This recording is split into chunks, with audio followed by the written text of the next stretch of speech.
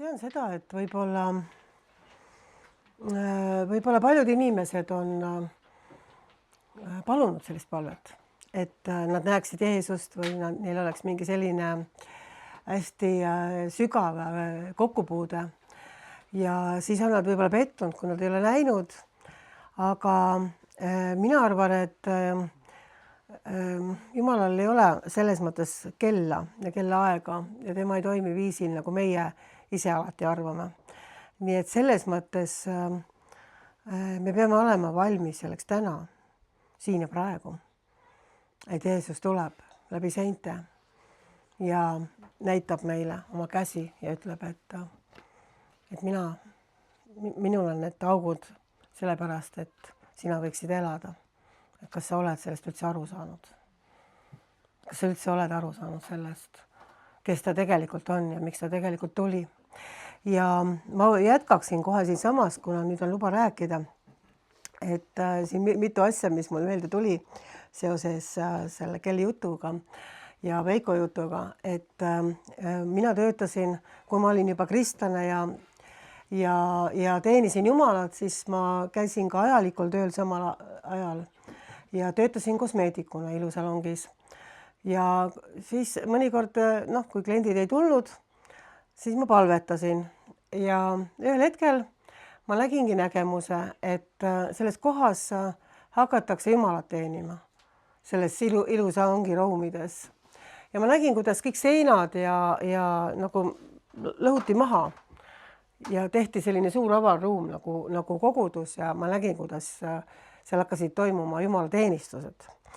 Ja muidugi, eks inimesele on ajud ka antud ja siis ikka mõtlen, et võib-olla siis ma peaks selle ilusalongi pärast palvetama ja ilusalongis tuleb ärkamine ühel hetkel ja kõik kosmeetikud ja massöörid saavad päästetud ja ikka mõtlesin niimoodi ja palvetasin ja püüdsin kuulutada.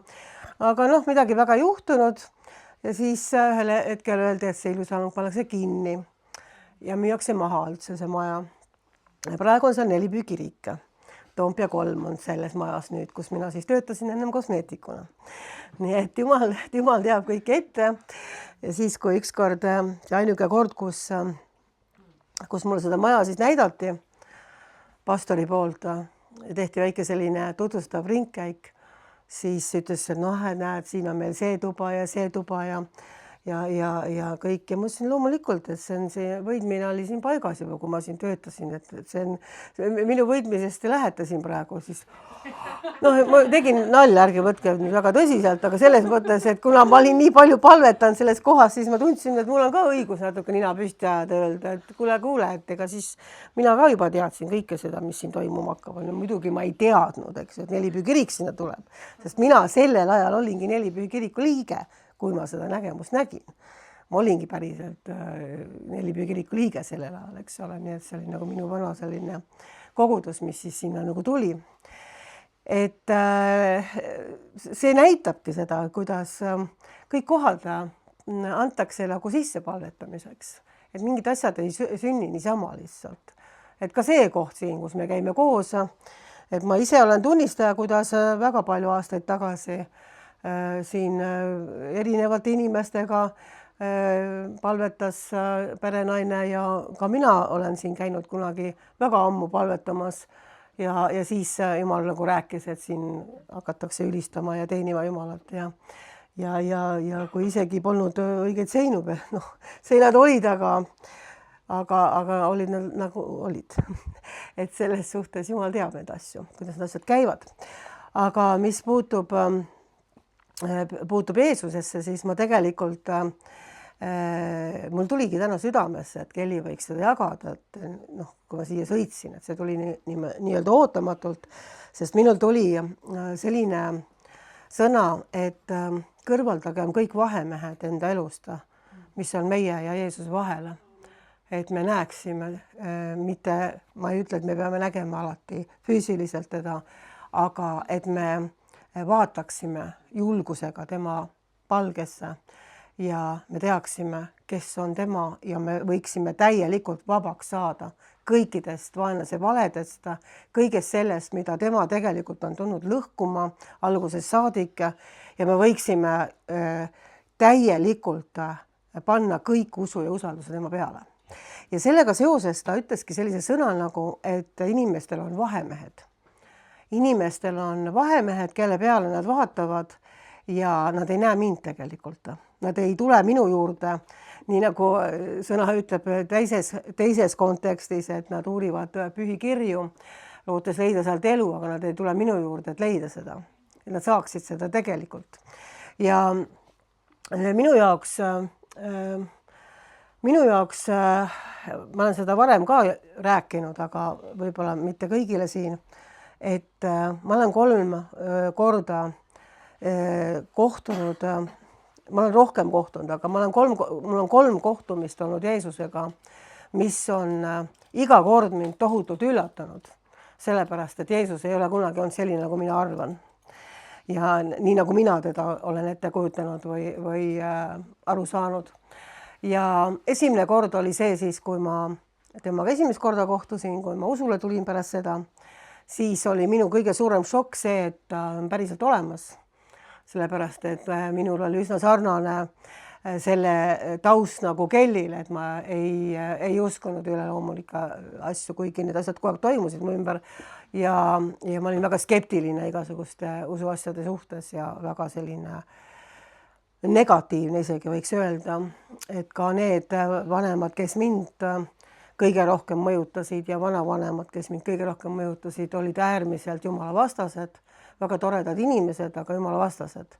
Ja nemad mitte lihtsalt ei olnud vastased, vaid nad püüdsid mulle selgeks teha, et see on inimese ettekujutuse vili, et see on nagu midagi, mida nad ette lihtsalt tahavad uskuda või kuidagi see on niimoodi, aga tegelikult ratsionaalne mõistus ikkagi ei saa kunagi uskuda seda, et Jumal on päriselt olemas.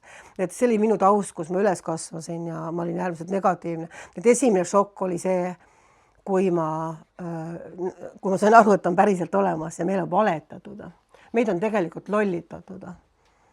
Meid on täielikult lollitatud ja me teame, kes on see, kes lollitab ja kuidas ta lollitab, eks. Aga ikkagi me võtame ka kristlastele vastu tema valesid, me võtame vastu midagi, mis tuleb meie ja Jumala vahele ja ei lase tegelikult näha, sest pärast seda esimest kohtumist te teate, mis juhtus ja ma ei hakka seda praegu rääkima, aga ma olin šokis, et vaimumaailm on päriselt olemas, et Kristus on päriselt olemas, et kuidas on võimalik, et kooliõpetajad seda meile ei räägi, arstid seda meile ei räägi üldjuhul, poliitikud ei räägi meile seda, isegi vanaema kodus ei rääkinud seda mulle. Kuidas see on võimalik, et keegi seda ei räägi ja ta ometi päriselt olemas? See oli minu jaoks väga suur šokk. Teist korda oli šokk siis, kui ma olin olnud juba mitu aastat kristlane, käinud kirikus ja ta uuesti puutus minuga niimoodi kokku, et kogu minu selline kristlus varises kokku tegelikult sel hetkel. Ja ma sain aru, et väga lihtne on hakata sellest esmasest kohtumisest, kus sa oled täis Jumala vaimu, tema armastust, tema tunnetust, tema ligiolu, et hästi lihtne on lasta kuidagi sellisel ühtlasel, ma ütleksin religioossel voolul viia ennast niimoodi kaasa, et see peafookus, et sa oma südame silmadega näeks Kristust kogu aeg, et see oleks temaga osa, see on muide võimalik. Et ma ka räägin natukene sellest, sest me jõuame nagu selle vahemeheni, aga ma usun, et see oli väga hea, et Kelly rääkis, sest see läheb nagu sujuvalt täpselt sellesse samasse teemasse, eks ju. Ja ma olin nagu täiesti uuesti šokis sellest, et ma olin juba mitu aastat väga tublisti käinud koguduses, juba lõpetanud piiblikooli, olin väga täis Jumala sõna, olin väga palju palvetanud inimestega koos, käinud eestpalvel, olin saanud erinevaid puudutusi Jumala käest ja siis, kui mul tekkis jälle selline eriline palveaeg, eriline osadus temaga, siis ma tundsin, et minu jaoks on vahemeheks saanud religioon, aga Jeesus on kuskil riiuli peal ja ootab oma aega. Ja ma olen hakanud kummardama midagi, ma tean, et seda on natuke raske mõista, sellepärast ma üritan seda nagu lahti seletada, mis mu sees tegelikult on ja mida ma tegelikult tahan öelda. Ja see tunne oli nagu, saad aru, sa ei tunne seda, kui püha vaim ilmuta. Sa pead aru saama sellest, et seda saab ainult Jumala vaim sulle ilmutada. Sa ei saagi sellest aru saada muidu. Sellepärast, et kui Jumala vaim ei ole sulle seda ilmutanud, siis sulle tundubki, et kõik on väga hästi. Mäletate, ma olen rääkinud sellest teemast ise tehtud Jumala riike. Sulle tundubki, et kõik on väga hästi, sellepärast, et sa teed teatud tegusi ja selle tõttu sa kvalifitseerud väga heaks kristlaseks. On ju nii? Amen, eks ju. Sa kvalifitseerud, sellepärast, et sa ju teed kõiki neid asju, mida peab tegema. Ja kui ma järsku temaga uuesti kohtusin, õigemini tema minuga, siis see, kuidas ta mind puudutas, ma sain aru nendest Vana Testamendi inimestest, kes läksid tuhaunnikusse ja potikilluga kraapisid. Mul ei olnud seda kildu võtta kuskilt, aga ma oleks väga tahtnud seda teha. Sellepärast, et see valu oli minu sees nii suur. See valu oli nii suur sellest, kui lihtsalt saab tegelikult religioon ja religioosne arusaam usust viia sind kuskile mujale. Ja see kogu aeg tegelikult toimub. See kogu aeg tahetakse seda teha. Ja see on absoluutselt hingevalse töö. Ja siis, kui ma uuesti teda kohtasin, siis ma kirjutasin kellaajaliselt, ma vaatasin kella. Ma kirjutasin üles ühte märkmikusse, kus ma kirjutasin asju, mis Jumal mulle nagu näitas. Ja ma olen seal kirja pannud lause, mis saab sinu sees elavaks alles siis, kui Jumala vaim seda sulle ilmutab. Väga lihtne lause. Jumal on hea ja tema heldus kestab igavesti, oli see lause. Saad aru, me võime iga päev kasutada, Jumal on hea ja kõik on tore ja laulame seda kõike ja see ongi nii. Aga kui sa saad päriselt aru, kes ta on, kui ta päriselt tungib sinu südame ligi ja tõmbab selle katte maha, selle religioosse katte, mille nimi on ise tehtud Jumala riik, ise tegemine, ise püha olemine, ise. Kui ta tõmbab selle maha, siis sa koged seda, et sul ei olegi muud vaja, kui olla tema ligiolus. Ja see on see, mis on kõige suurem tugevus üldse sinu elus. Ja kolmas kord on see, mida ma olen talle tohutult palju rääkinud, aga ma arvan, et Kelly pole kuulnud seda, muidugi ta on kuulnud. Ma räägin Kellyle seda lugu. Oli see, mis oli kõige tõsisem lugu, võib-olla isegi peale seda, kui ma päästetud sain, kui Jeesus tuli minu ja mu sõbranna juurde köögis. Kes ei ole seda lugu kuulnud?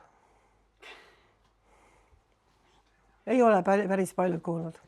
Et mina ootan tänasest õhtust midagi väga erilist. Ma ootan, et meie südamed saaksid tema käest puudutuse.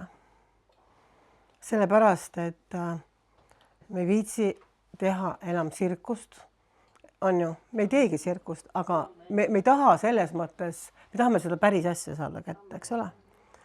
Ja mul on olnud aegu, kus ma olen olnud sellele väga-väga ligidal, praktiliselt võiks öelda selle sees. Ja on olnud ka teistsugused aegu. Nii et köögilugu oli siis selline, et me õppisime piiblikoolis sellel ajal, olime noored kristlased suhteliselt ja otsustasime teha poppi, lähe lihtsalt täna piiblikooli. Ja poppi tegime sellepärast, et meile meeldis lobiseda. Sõbranna tuli, me käisime koos piiblikoolis, sõbranna tuli minu juurde ja mõtlesime, et teeme väikse kohvi, enne kui hakkame siis sõitma sinna piiblikooli, mis oli päris kaugel, suhteliselt kaugel. Ja siis kohvi oli nii hea, siis mõtlesime, teeme veel ühe ringi. Kohv oli hea ja mõtlesime, teeme veel ringi. Ja siis vaatasime, et aga mis me enam läheme, et lähme järgmiseks tunniks, eks. Ja ühesõnaga niimoodi see kohviringi nagu käis. Ja ühel hetkel läks jutt väga vaimuliku teema peale. Me hakkasime rääkima igasuguse asju, kuidas on Jeesus ilmunud ja mida ta on teinud ja ma olin lugenud erinevaid tunnistusi sellel ajal. Ja üks tunnistus puudutas mind väga. Ja see oli see, kui noored budistid õppisid nii-öelda, kuidas saada suureks valgustatuks. 30 õpilast. Ja järsku ilmus verine kiri seina peale. Jeesus on issand ja päästja. See on tõestine lugu.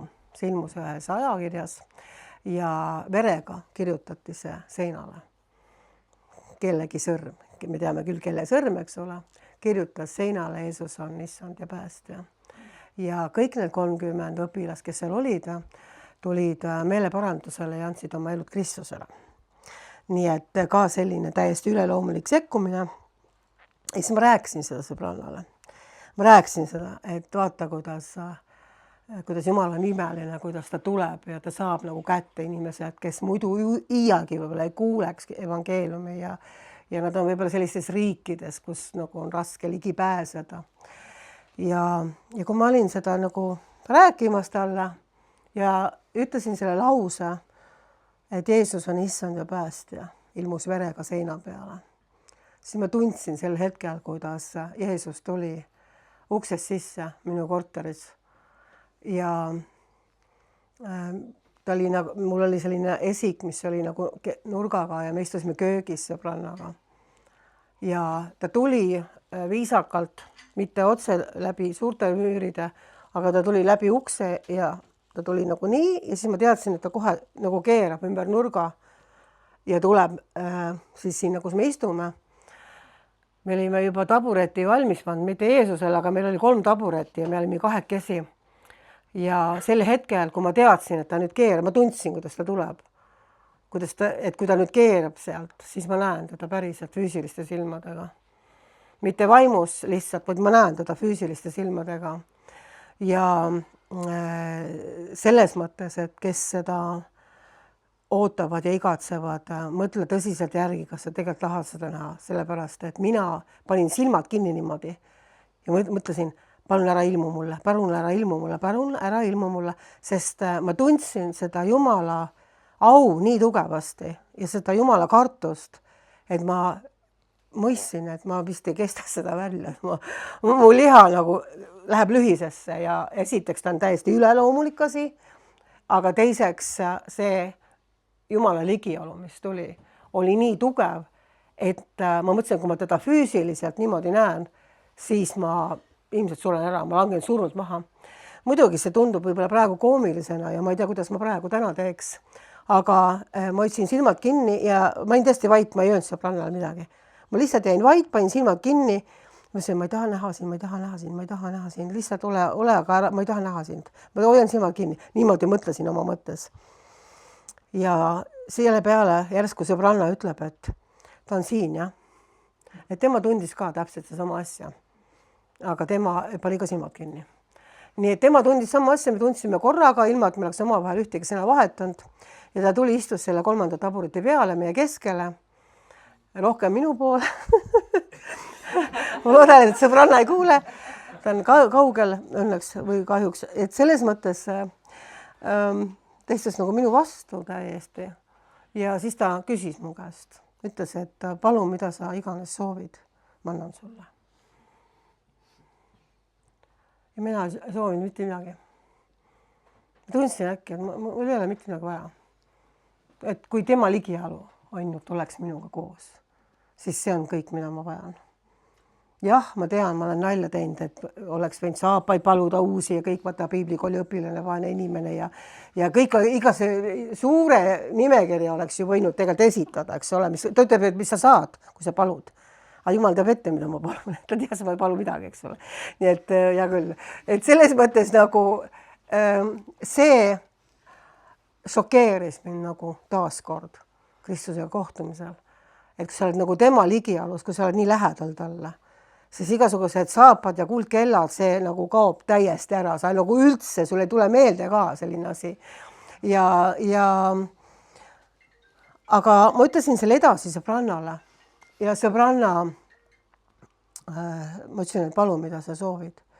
Ja tema oli haige siis ja tema palus, et ta terveks saaks, tal oli hästi vastik köha olnud 3 kuud.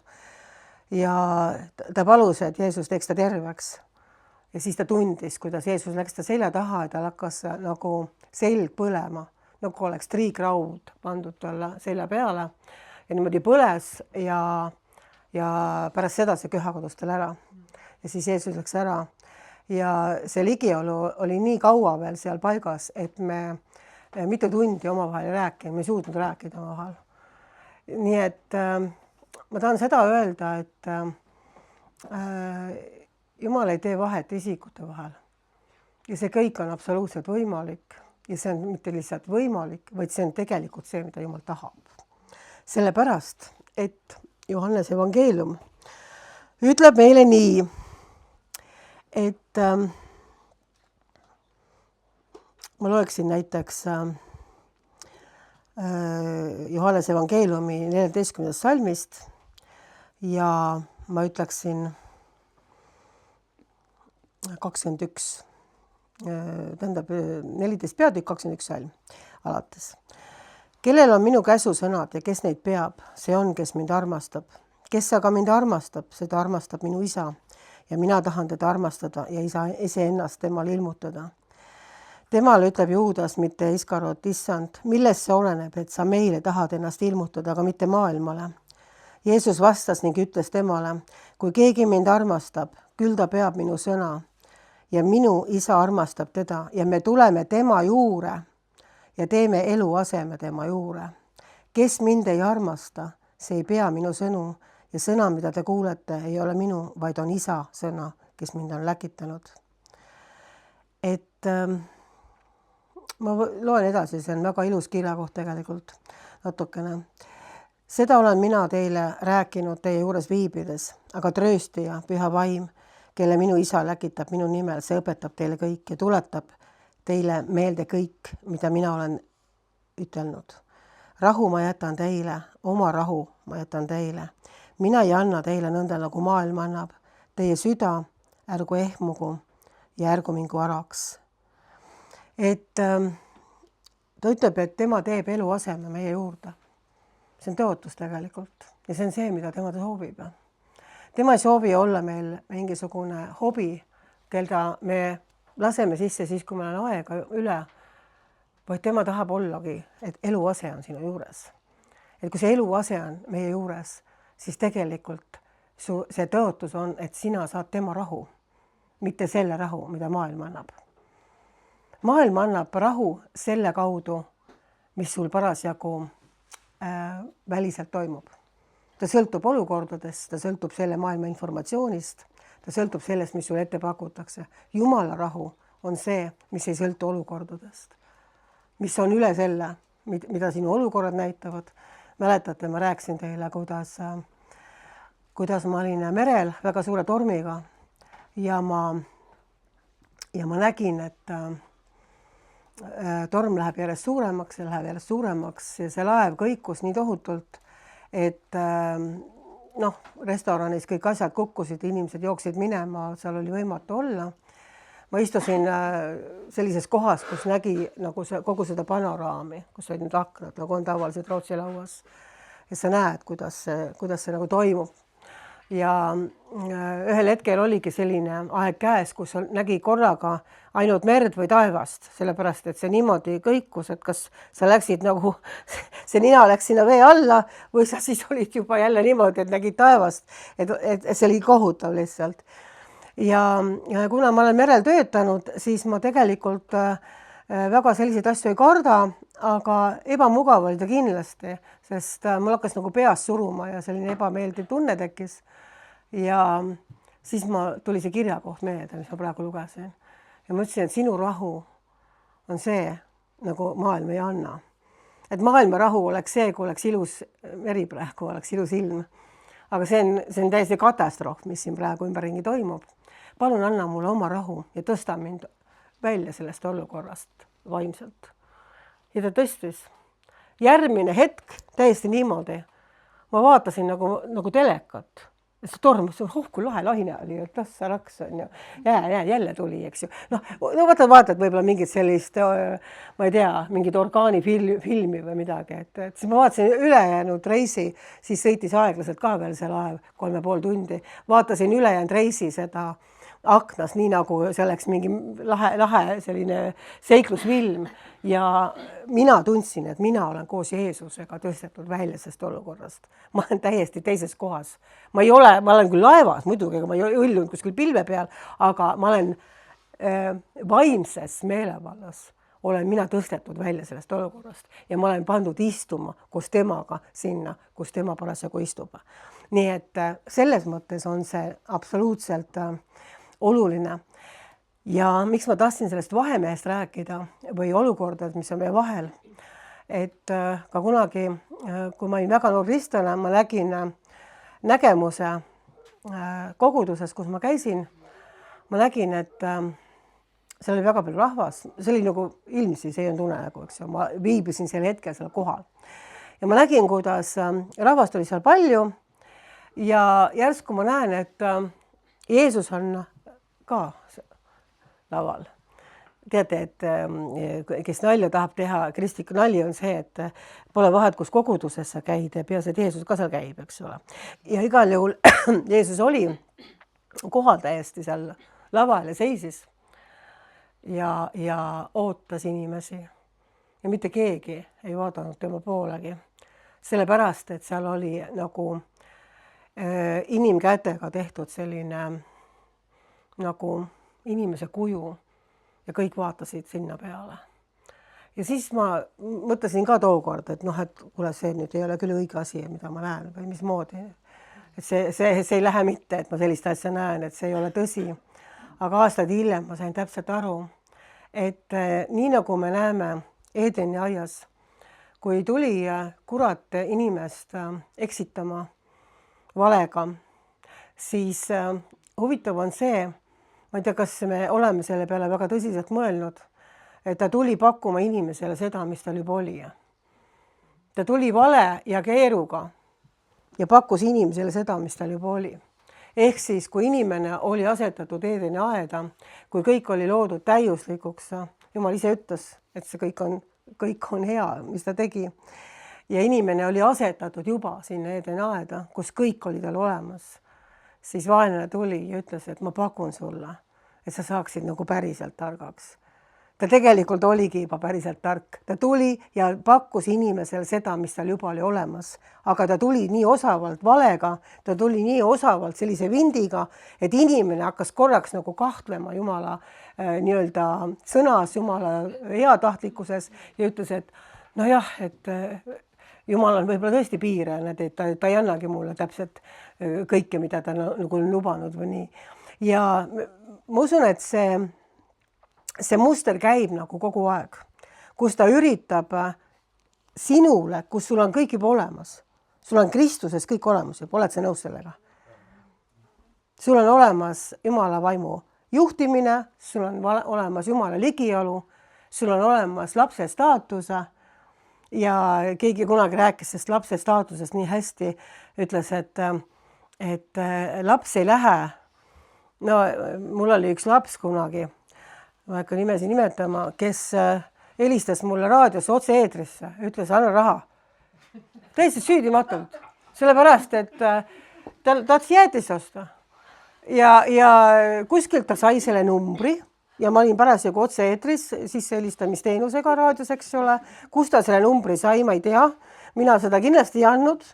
Ja siis tuleb kõne jälle järgmine sisse ja kuulen, minu laps ütleb, anna raha, ma tahan Salukasse minna. Salukas oli siis üks pood, eks ole, kus sa jäätist osta.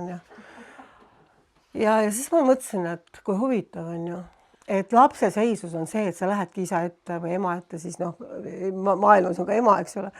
Et sa lähed ja lihtsalt küsid.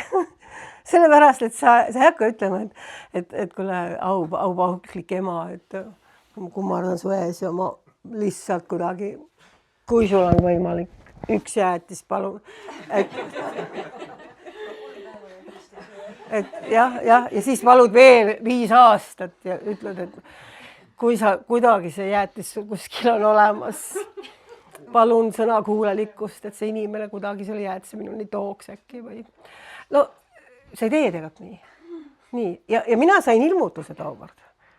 Tänu Jumala laste eest. Mina sain ilmutuse sellest. Alla raha. Mingisugust viisakust isegi. Lihtsalt alla raha, ma tahan jäätist saada. Ja siis ma mõtlesin, et aga miks meie nagu ei näe oma isa sellisena, et me võiksime lihtsalt öelda, et aga mul on tõesti see vajadus praegu. Ja ma palun lihtsalt, et sa annaksid selle mulle, sest mul on seda vaja. Miks me ei näe ennast lastena? Miks me ei näe ennast sellise vahetu kontaktiga Jumalaga? Miks me tuleme nagu pisiksed maduussid ühel poolt, teiselt poolt, püüame ümber ringi käia ja siis mõtleme, äkki saab ükspäev midagi. Me ei ole saama peal väljas, aga ma räägin praegu lapse seisusest. Ma räägin sellest, et kuidas tuleb tegelikult, tuleb religioon, tulevad igasugused erinevad vahemehed meie vahele, et me ei näe teda enam. See oli see nägemus, mida ma tookord nägin seal kirikus. Inimesed vaatasid ise tehtud asjade peale. Nad nägid midagi, mida inimene oli ise teinud. Me oleme ka sellest varem rääkinud, aga mis on see asi? Kes on sinule Jumala hääleks või mis on sinule Jumala hääleks? Mis on see, mille peale sina vaatad? Ma tean, kui palju on selliseid inimesi, kelle jaoks on Jumala hääleks doktriin, kelle hääleks on võib-olla see, et sa ei saagi teistmoodi kuulda, kui sa lähed ja kuulad mingisuguseid võib-olla jutlusi, kuulad ülistus kuskilt, siis tuleb see tunne nagu, see õige tunne tuleb. See on kõik hea. Mul oli kunagi aastad tagasi selline jutlus, et hoone ehitajad ei hoia maja püsti, vaid nad ehitavad seda. Hoone ehitajad on, kes on täpselt need, keda piibel ütleb, eks ole? Jutlustajad, õpetajad, palvetavad, hingehoidjad, jutlustajad, ülistajad, kes iganes ehitavad meid üles, kes iganes valmistavad pühi inimesi ette, on hoone ehitajad. Nad ehitavad üles Kristuse ihu. Eks ole? Aga nemad, ma toon nüüd korraks maailma mõistes piltlikult, kui sa oled näinud, kuidas maja ehitatakse, siis sa ei näe, et kui see maja valmis saab, siis ehitajad hoiavad ikka õlg all, hoiavad püsti, sest maja kukub kokku, kui ehitajad oma õlg alla ei pane. Sa ei näe, et ehitajad hoiaksid seda maja püsti. Ei, vundament, seinad, kõik muu hoiab seda maja püsti. Ja minule kunagi Jumal näitas väga selgelt, ütles, vahemehed on ehitajad, kelle staatus on olla ehitaja, mitte hoida sinu maja püsti. Et kui ehitad ära võtta, kas sinu maja on ikka veel püsti? Kas sa oled sõltuv mingist jutlustajast? Kas sa oled sõltuv mingisugusest YouTube'ist? Kas sa oled sõltuv mingisugusest kirikust? Kas sa oled sõltuv nii, et kui see kõik su elust äkki ära võtta, kas sa jääd püsima? Kas sinu suhe Kristusega jääb samaks, kui sind eraldada üksikule saarele, kus ei ole ühtegi asja nendest? Kus sul ei ole kogudust, kus sul ei ole ülistust, sul ei ole internetti, sul ei ole piiblit, võib-olla ka mitte. Kas sa jääd püsima? Kas sinu suhe Jeesusega on selline, et sa tead, et ükskõik kuhu mind saadetakse või ükskõik mis ajad tulevad, ma ei ole sõltuv ühestki teisest inimesest, vaid ma olen sõltuv Jeesusest otse. Ma ei räägi beebikristlasest, kes tulevad ja plätserdavad ja helistavad raadiosse ja tahavad jäätist. Ma ei räägi sellest, eks ole. Ma räägin sellest põhimõttest, kuhu Kristus tahab meid kasvatada. Et sinu suhe oleks otse kinnitatud temasse ja see ei oleks absoluutselt, see ei oleks sõltuvuses vahemeestest. Sest ma tookord ka küsisin, et miks ma näen, et see on nagu kuju. Miks ma näen, et see on nagu mingi kuju, mis on inimesed teinud ja nad on väga rahul sellega. Jah, me teame, et nad tegid ka juba kuldvasika ja kummardasid seda ja me ei räägi praegu sellest, eks, see oli ebajumal. Ja siis Jumal tõigi need asjad väga selgelt, ütles, näed, nad teevad tegusid, käivad kirikus, laulavad mulle laulukesi, palvetavad, loevad piiblit, teevad märkmeid, on ju, tšekk paned taha kogu aeg, on ju, okei. jäin hiljaks, paha päev, lähen varem teinekord 5 minutit. Sa teed teguse ja see annab sulle hingelise rahulolu, et sa oled nagu kõik hästi teinud. Ma ei tea, kas te saate aru, millest ma räägin, kas keegi vähemalt saab midagi aru? See on raske teema tegelikult, seda peab niimoodi natuke kuidagi niimoodi vindiga rääkima, sest seda tegelikult ei saa. See on tegelikult väga sügav asi, mis ma tahan praegu teile öelda. Et selline hingeline loovus Kristuse ihu ehitamisel on teinekord see lõks, mis tegelikult tuleb sinu ja Jumala vahele. Sellepärast, et kui sa neid tegusid ei tee, siis tekib sul süüdistus, sul tekib süütunne ja selle järgi sa saadki aru.